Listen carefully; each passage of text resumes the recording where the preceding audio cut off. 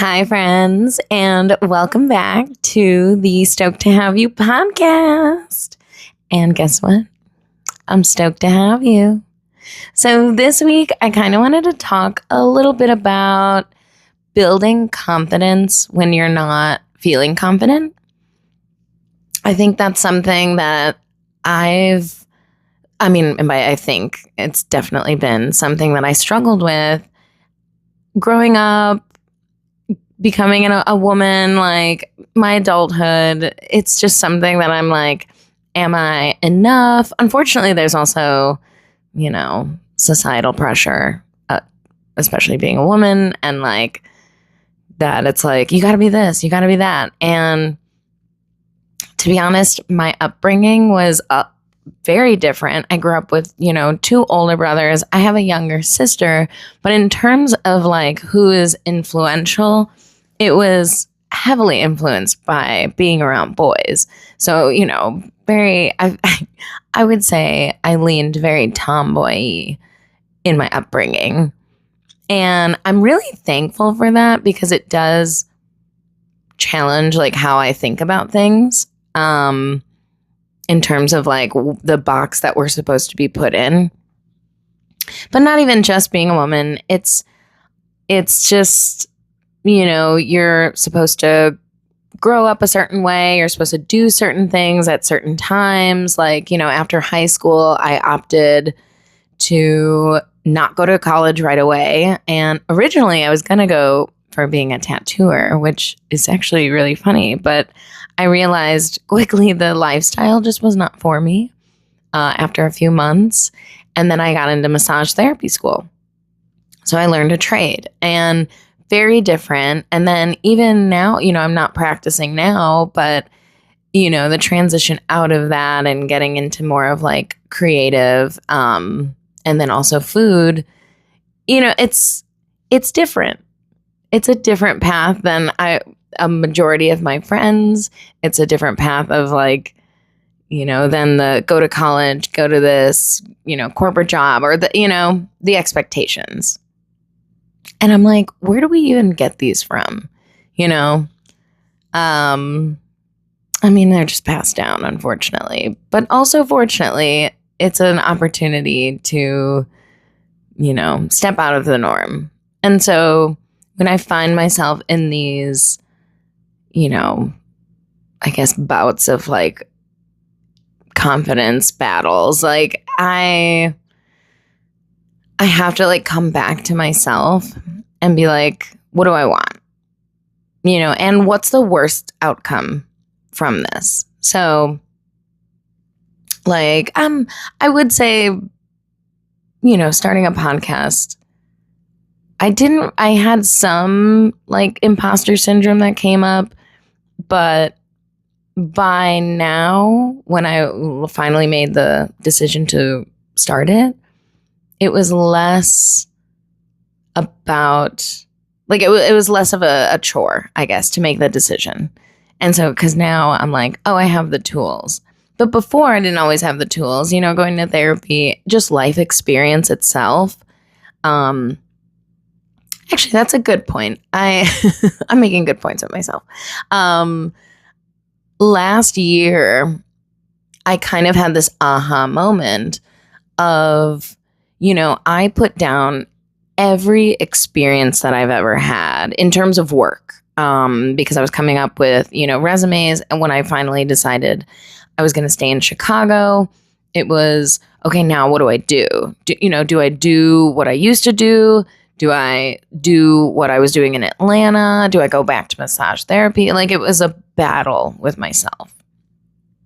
And so I wrote down everything that I've ever done job-wise I've been working for a really long time. Legally since I was 16, but I had like a cleaning business before that. And because I remember I was like, I really want to get a cell phone. So I started cleaning families' houses, and then of course they entertain that. And I love that. It built up my entrepreneurial like confidence. And how that always ebbs and flows. But I I ended up looking back at just like my saga, my history, and I was like, wow, my tool belt is has way more tools than I thought it did.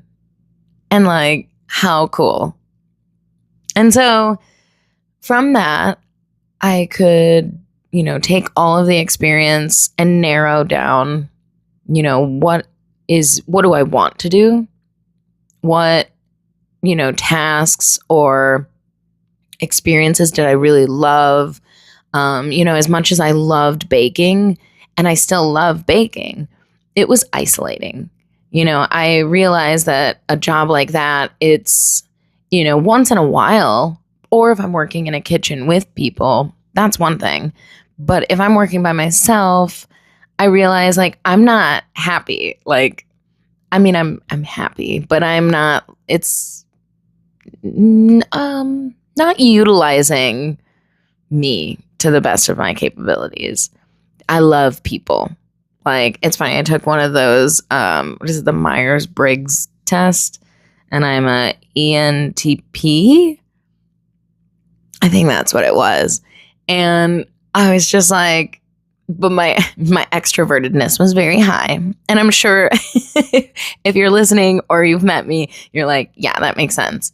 And so I really lean towards like, I want to be around people. I don't always, I do need people as well. Like that fills my cup.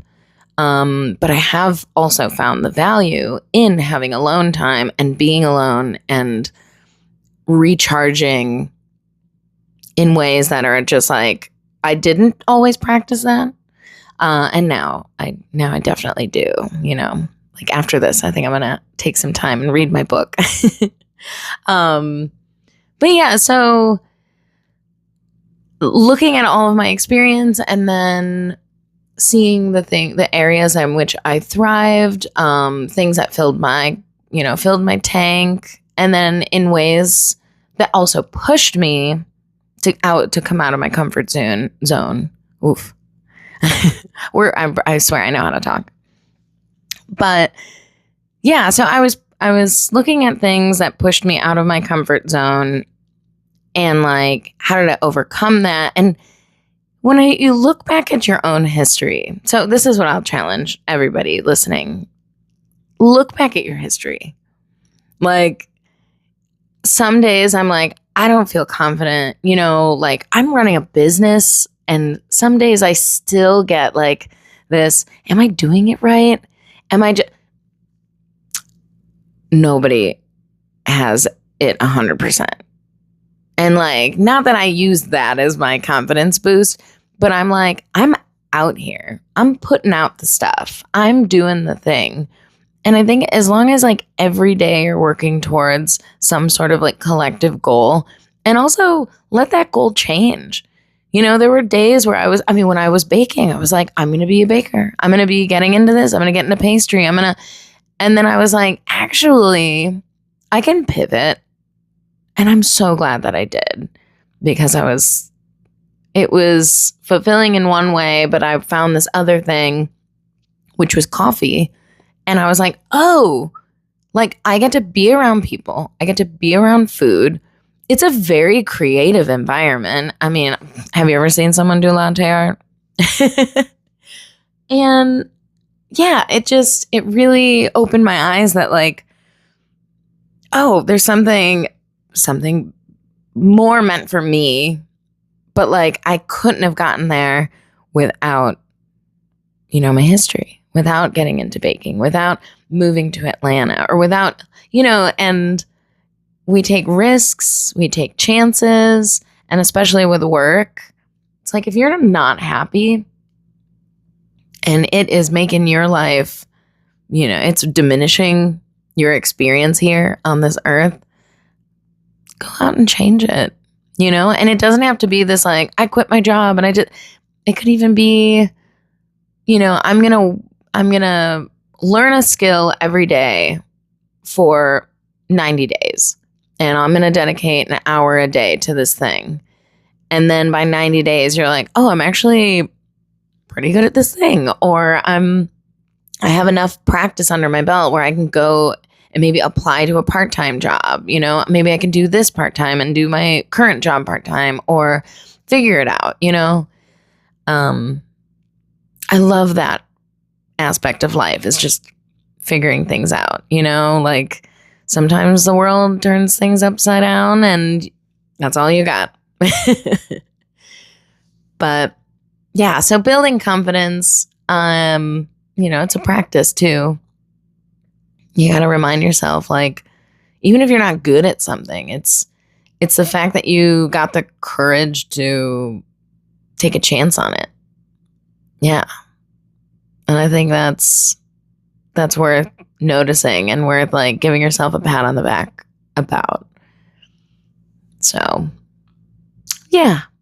I think that's beautiful. It's funny.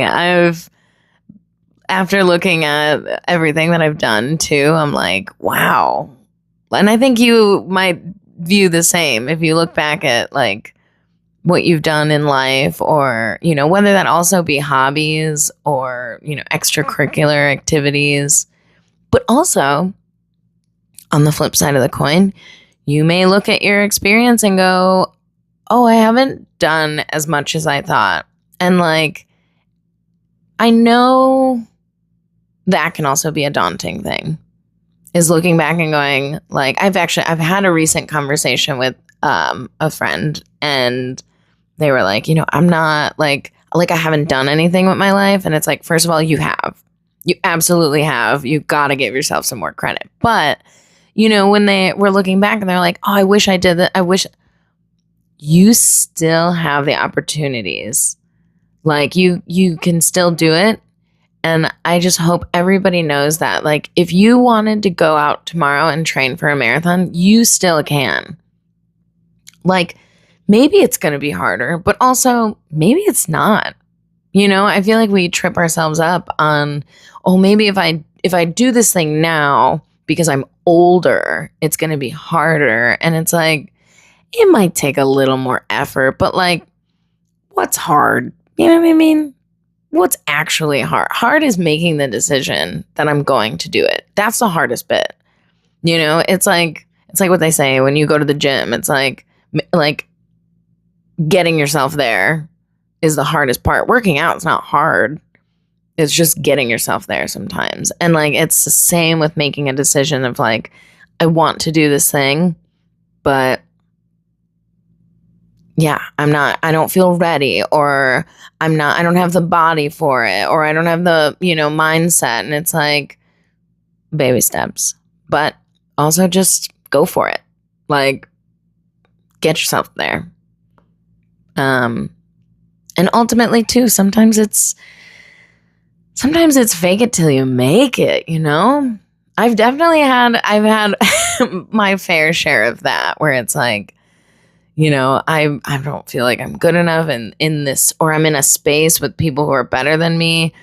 And, like, do I belong here? First of all, you always do. If you're in a space and you're there, you belong there. I truly believe that. That, not like, you know, you're not put in a place where you're not meant to be, like, you know. But also, do surround yourself with people who are better than you. Highly recommend. I feel like I may have actually mentioned this in a previous podcast. And look, we're on episode 6 and I'm already getting confused. I do need to make some notes. But I do feel like, yeah, it's fake it till you make it sometimes, where you kind of gotta lie to yourself. You know, I've done it before, especially in the art world, where it's like, you know, you see someone who's better than you, or in running. This is what I was gonna say. I've learned this with running, is like, you've got to surround yourself with faster people if you want to get faster, because you're not going to get faster running with slower people, you know. And it's not to put anyone down. It's more of like, we're at different places. and also some people are super cool with like, I like running a slower pace, or and then some people are like, oh no, I really like running a fast pace. And the point is, it's your journey, not theirs. But like, if you want to get to a certain point, you've got to surround yourself with like-minded people, with like, similar goals. Like, so yes, I can relate, honestly, so many things to running. It truly taught me a lot about life. And I probably because I'm just alone with my thoughts for several hours at a time. And it's so great. But yeah. So confidence is it's a tricky one, but it's ultimately, it's always there, Sometimes it's hidden under something, but under a feeling or under a doubt, but it's always there. So highly recommend, if you're thinking about doing something, fucking go for it. You know what I mean? Do it. Do the thing. Find what also motivates you, like, I mean, motivation's also created, but like, yeah, do the thing. Go for it. I dare you. All right, guys. Well, that's enough blabbing from me today. This is always fun. I'm curious if you guys enjoy me kind of going on these little tangents. I try to make little prompts for myself of things to talk about, but I feel as though these, smaller episodes, it gives you an insight of like who I am, and hopefully they resonate with you. If I can inspire one person today, that'd be super rad. But, if not, then I'll try again tomorrow. So thank you guys so much for listening. Again, I'm stoked to have you. It's always a blast. And tomorrow we will have a podcast with another guest. So stay tuned for that episode. Yeah. Thanks again for listening, guys, and have a great day.